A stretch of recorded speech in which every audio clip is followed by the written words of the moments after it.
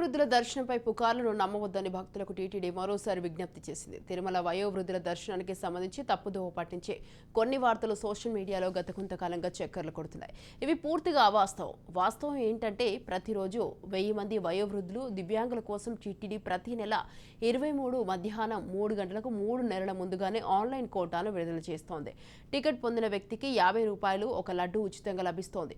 తిరుమలలోని తిరుమల నంబి ఆలయానికి ఆనుకొని ఉన్న సీనియర్ సిటిజన్ లేదా పిహెచ్సి లైన్ ద్వారా ప్రతిరోజు మధ్యాహ్నం 3 గంటలకు శ్రీవారి దర్శనానికి అనుమతిస్తారు. కాబట్టి సోషల్ మీడియాలో ప్రచారం అవుతున్న ఇలాంటి తప్పుడు వార్తలు లేదా వదంతులను నమ్మవద్దని టీటీడీ భక్తులకు విజ్ఞప్తి చేసింది.